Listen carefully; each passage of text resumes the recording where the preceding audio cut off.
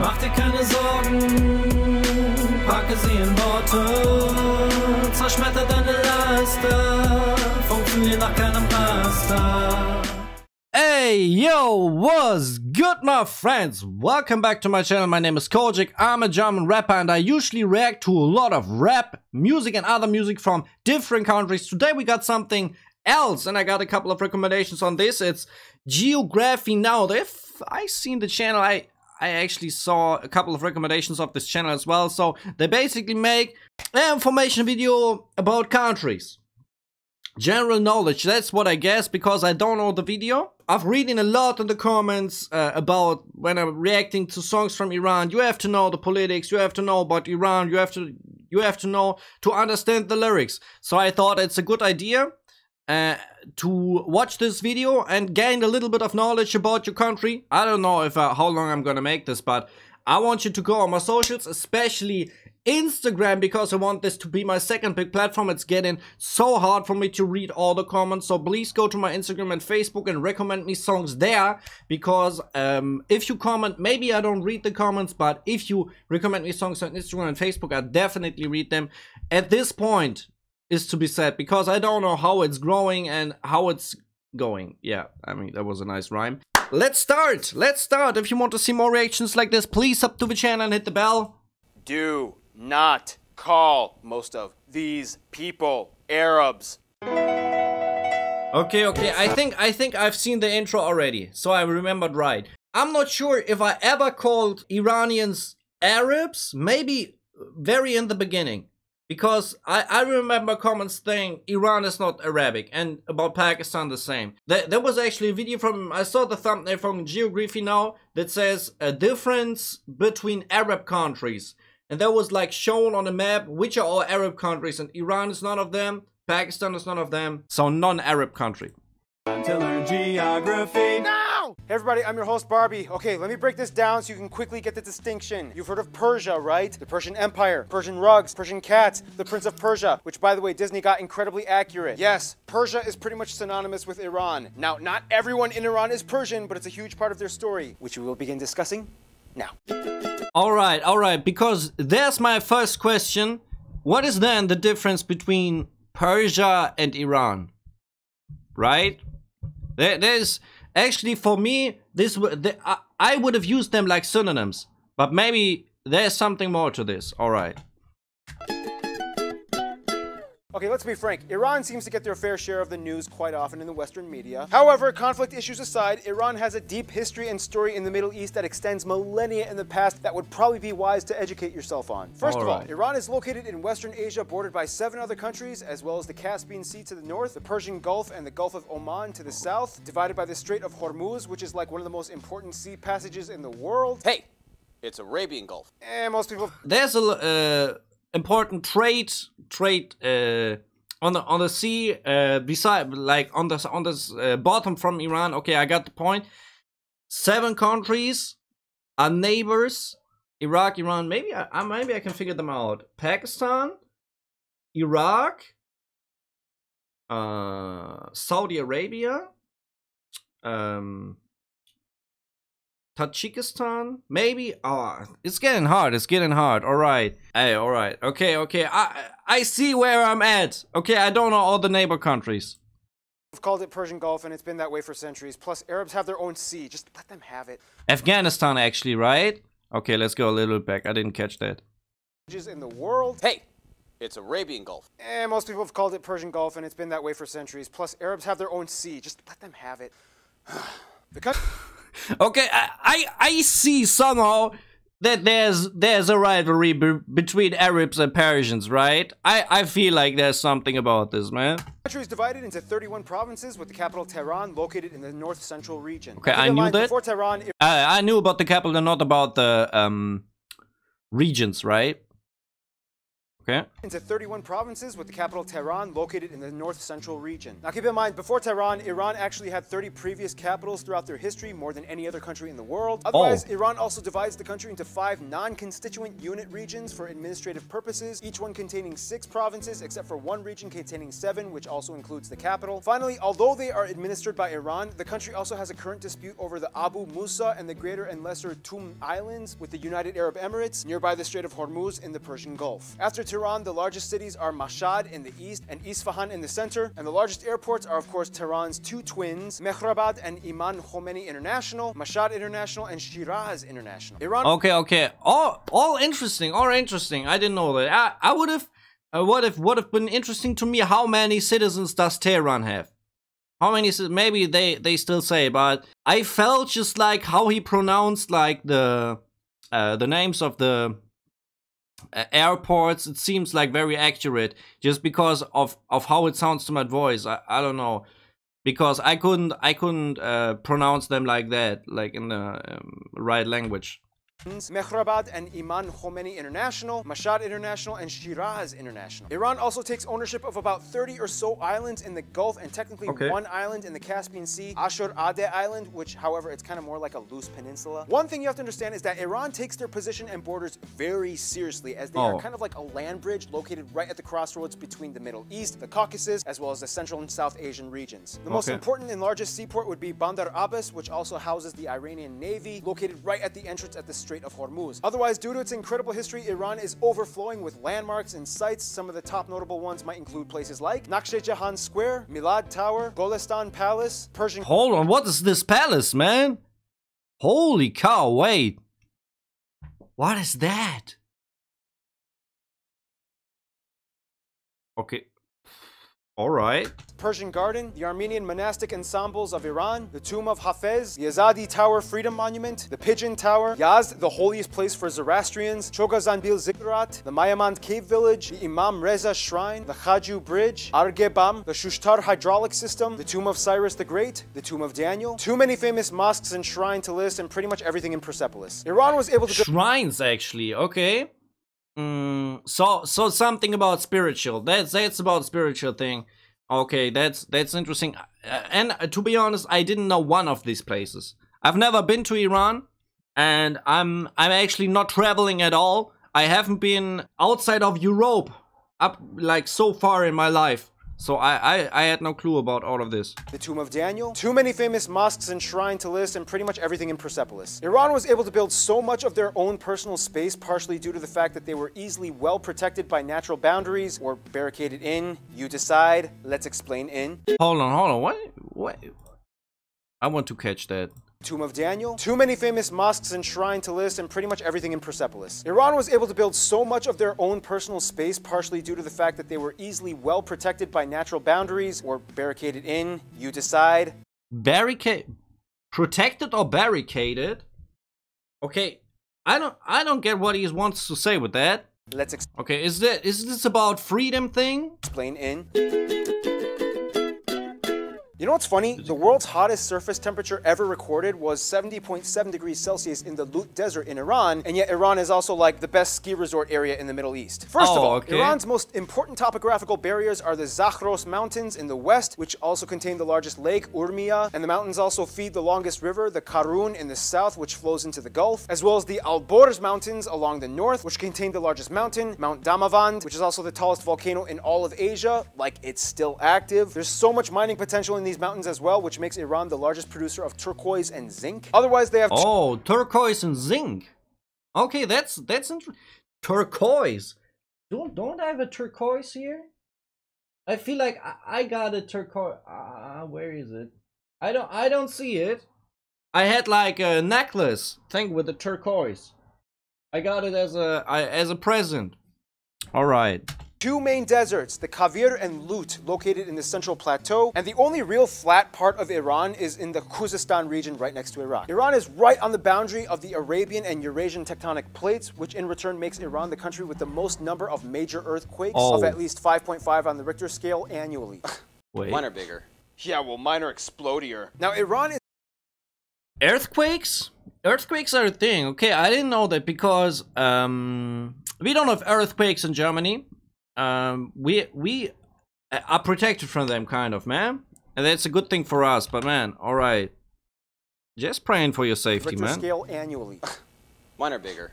Yeah, well, mine are explodier. Now, Iran is kind of like this strange anomaly that sticks out from the rest of the Middle East because it has alpine mountains with flowers and snow and water and green, especially in the north along the coast of the Caspian. I mean, sure, there are dry, arid deserts too, but overall, Iran is a lot more lush. This allows them to harbor river valleys for agriculture, which makes them the #1 producer of pistachios, saffron, stone fruits. By the way, Iranians...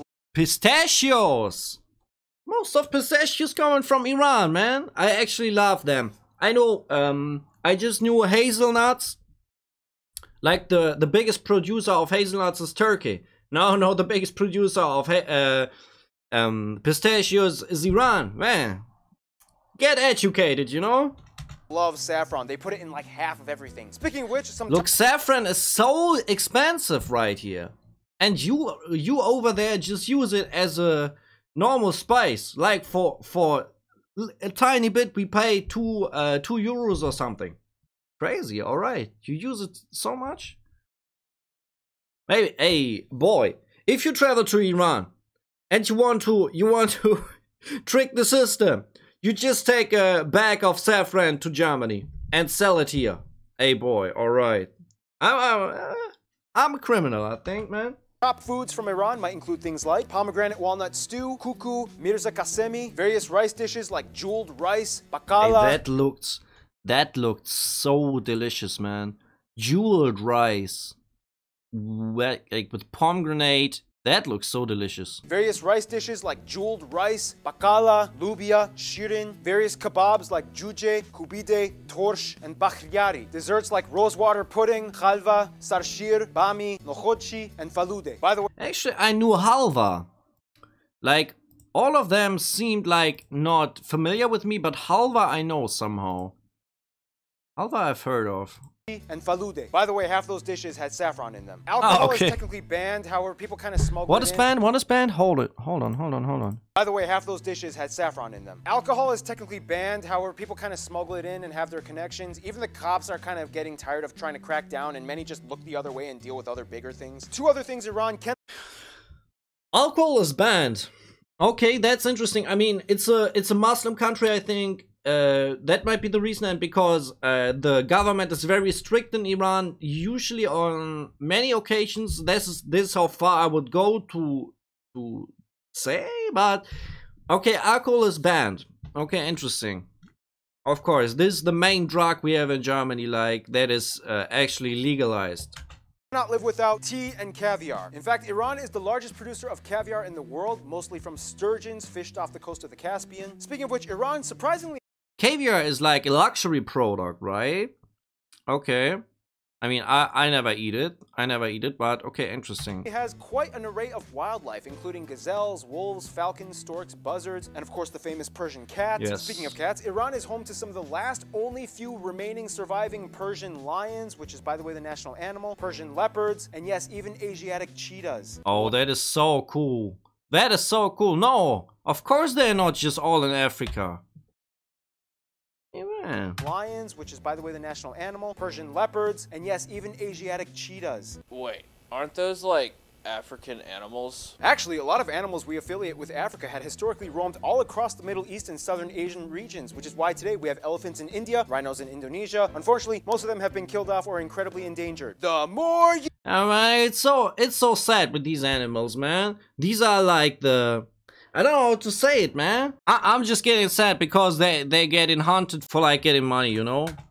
Unfortunately, no! The biggest natural resource, though, would have to be, no surprise, oil. Iran is the second largest oil producer in the Middle East after Saudi Arabia, and about 60% of their total reserves are located around the Persian Gulf. It's actually, I was somewhat familiar with that because, oil is just very political thing in general. I just remember a good friend of mine telling me, we were just discussing about United States and how the politics are working, why we call one country bad and one good. And he said, like, okay, for the United States, like government, the Saudis have the good oil, the Iranians have the bad. right? And it was a joke from him, man. Dark humor. Estimated that the country should have about 125 billion barrels in reservoirs, 10% of the world's total reserves, and they pump out about 4 million barrels a day. That's a lot. So with all the geographic isolation but abundance of resources, you might wonder, what is life like in Iran? Well, yes. I'm so glad you asked. Okay, next chapter, next segment. Hey, this is getting interesting. Now we get in how's life in Iran. Now, Iran is interesting because it's caught in this strange new transition period in which everything in the new generation of millennials has a tincture of subtle defiance. First of all, Iran has about 80 million people and is the second most populated country in the Middle East after... I mean, 80 million, that's actually the same number that Germany has. Okay. Egypt, and has the highest number of Shias in the world. About 62% of the country is ethnically Persian, whereas the second largest ethnic groups are the Azeris at about 16%, Kurds at about 10%, while the remainder is made up of smaller but noticeable groups like the Lurs, the Baluchis, Arabs, Turkic groups, and others. Okay, but how do you define? I don't get how you... Is this like their origin Persians? I mean, I know Azerbaijan, I know Kurds. But this is not really an ethnic, that's like an origin, right? Oh no, it says ethnicity. Ethnicity, alright, okay. So that are the ethnics, okay. Noticeable groups like the Lurs, the Baluchis, Arabs, Turkic groups, and others. They also use the Iranian rial as their currency. They use the type CEF outlets, and they drive on the right side of the road. Now let's emphasize this one more time. Persians are not Arabs. We got that now. That's like the worst thing you can say to them. First of all, what is it like to be a Persian? Well, you kind of have to understand that Iran evolved a lot differently from all the other countries in the Middle East. History will take way too long to explain, but the quickest way I can put it, Proto-Elamites, Elam, Median Empire, Persian or Achaemenid Empire. Oh, hold on, that is... Look, this is even bigger. Look how much... Okay. Explain, but the quickest way I can put it, Proto-Elamites, Elam, Median Empire, Persian or Achaemenid Empire, Alexander the Great, the Seleucid, Parthian, and Sassanid empires. Islam enters through the Umayyad Caliphate. Look at that! Look at that, that's half the world! The Abbasid Caliphate, Safarids and Samanids come in from the east, then some weird splitting up, the Ghaznavid, Seljuk, and Khwarezmian empires. Mongol!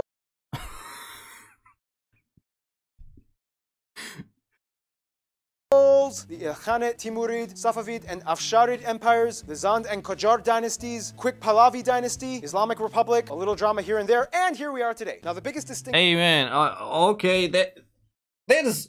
Hey man, there were 10 seconds maybe. But that's a long history. Okay, I will never remember all their names, man. This video is quite going on a fast pace, man. It's hard to catch all the information and keep them in mind. Of Iran would probably be the language. The official language of Iran is Persian or Farsi, an Indo-European language also spoken in Afghanistan and Tajikistan, although they have their own dialects, which is completely unintelligible to Arabic. The second largest distinction would be that they are the largest Shia Muslim country in the... Okay, so they actually just have one language. Okay, I knew about Farsi. That I've been reading in the comments. All right. Shia Muslim country in the world with doctrines that run their ideologies and legislation. If you don't know the difference between Sunnis and Shias, basically Shias believe that Muhammad's cousin and son-in-law Ali was supposed to be the rightful successor rather than Abu Bakr, who became the first caliph.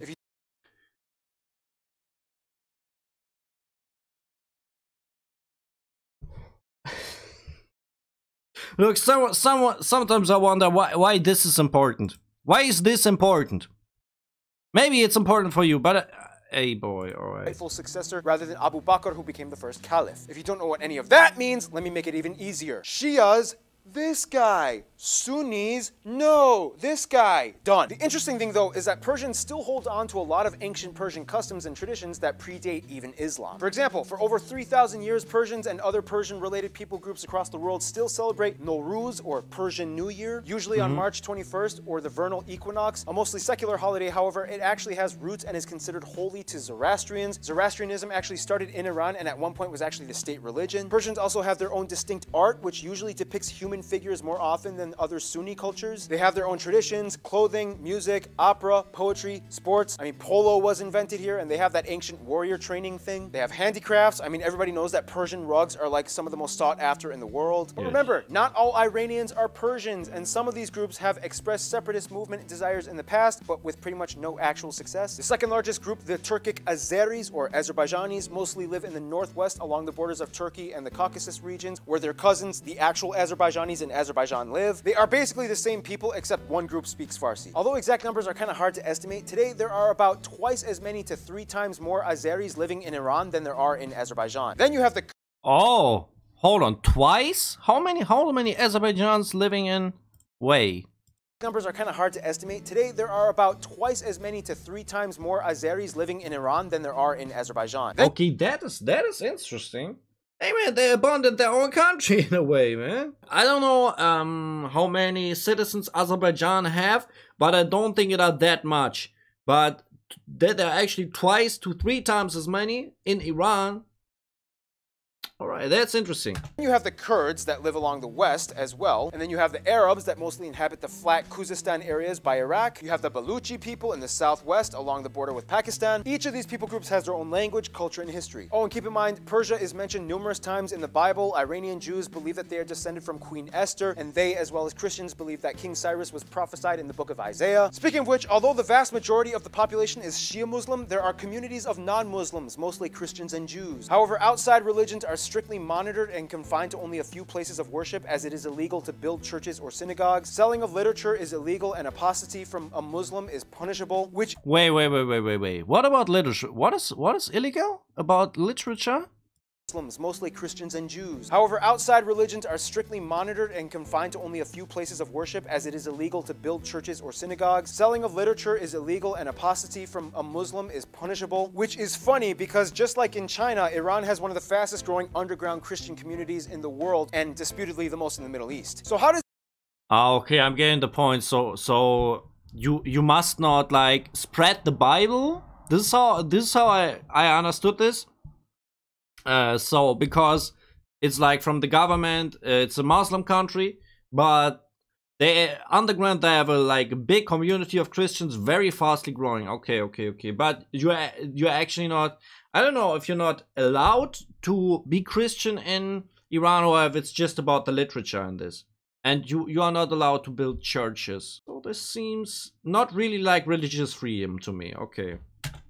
Does Iran hold all these people together? Well, in order to speed up the Persian assimilation process, other languages are banned from schools, and they have a system in which cooperation is rewarded and resistance is punished by the IRGC. So it's kind of like, join us and the rewards shall be bountiful. I have my own thing going on, but thanks.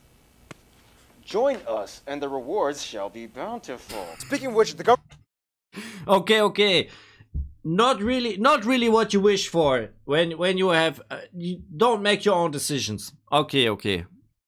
Oh man, not so cool. Shall be bountiful. Speaking of which, the government is a little confusing. You have both the regular legislators and then you have the theocratic leaders. Essentially, the Ayatollah has the most power. He is not only the leader of the country, but also the entire Shia community inside and outside of Iran. He's selected by a community of clerics called the Assembly of Experts, whom also have authority to approve all of the presidential candidates during election time. From there, the president appoints people to the various ministries and offices, whereas the Ayatollah appoints the military leader and handles all other various duties. I don't want to say the Ayatollah is like the Pope of the Shia faith, but in some ways he kind of is. The Pope, man. I loved it saying somehow. Okay, maybe it's not as funny as I think it is, man. The Ayatollah is like the Pope of the Shia faith, but in some ways he kind of is. This is kind of where the Islamic Revolution comes into play and where all the modern drama with Iran kind of starts. Long story short, they took down the Shah, which they believed was a Western puppet figure, and then they instituted a more conservative Islamic Republic. This changed everything. The thing is, this was all nearly half a century ago. Today, an entirely new generation of modernized, digital, tech-savvy Iranians has entered the stage, and the country is seeing a completely new culture shift that they can't stop. About 70% of the country is under 30 years old, many of whom don't really even like the rules, which means you have a lot of intrepid youths running the show now. Even the yes, and that is actually what I'm so much reading in the comments, because this is especially on rap a topic, because they say like, I think rap, we had the topic already on the channel, rap is forbidden, especially when it's about political topics.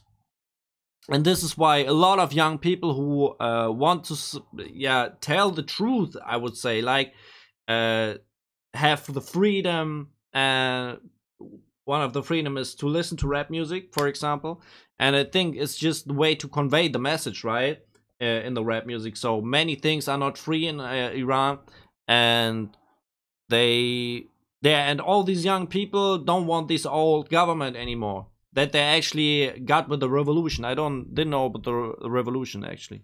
Police are getting way more lenient because the police are getting younger too. Everyone in Iran is now kind of trying to find like loopholes and subtle cheats to avoid the religiously imposed laws. Although the hijab is required for all women in public, most women just loosely wear it, exposing their necks and front hair, almost as if it's like a fashion accessory rather than a religious article. Skateboarding, punk rock, and metal culture has already penetrated the youth, even women. Although it's interesting because it's like Persian punk rock and metal.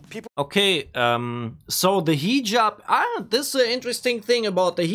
So they wear it like, they still wear it, but not in the way it's intended to, or the exact way they should, like the law tells them. It's a little kind of protest, it seems to me, right? Because you can believe in God if you want, but if you're forced to, I don't think that is how it works, man.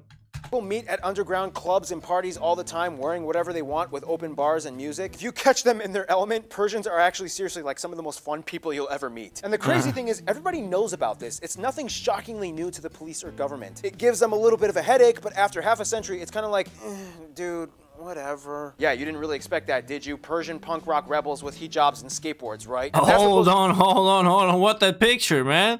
Skateboards? Hey, look at that, man. Look at that picture. Holy cow. Holy cow.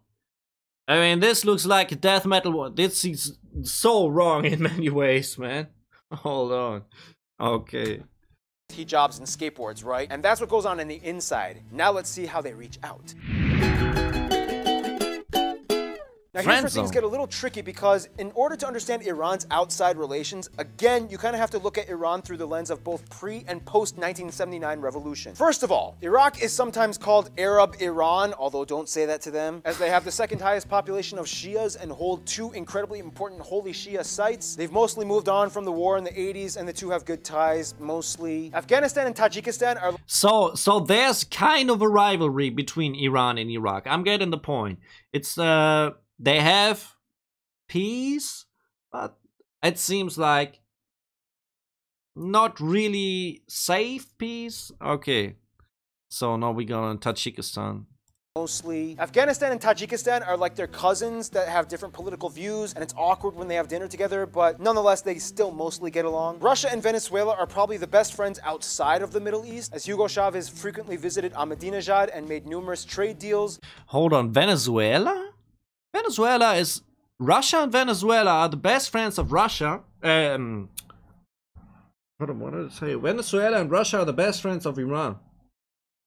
I'm trying to put this together. Why? What is like their connection? Maybe he explains it, but okay. And made numerous trade deals. The Iranian car company Hodro. Hold on, I think... Let's go a little bit. Russia and Venezuela are probably the best friends outside of the Middle East, as Hugo Chavez frequently visited Ahmadinejad and made numerous trade deals. The Iranian car company Hodro is imported and partially manufactured in Venezuela, and Russia was like a key ally in many of the war conflicts post-revolution. Surprisingly, they are also one of the few countries that have kind of decent ties to North Korea. They've pledged cooperation in education and cultural spheres in the past. The Azerbaijanis of... Okay, North Korea, I mean... He said in the beginning of the video, Iran is like shown bad in the news from us.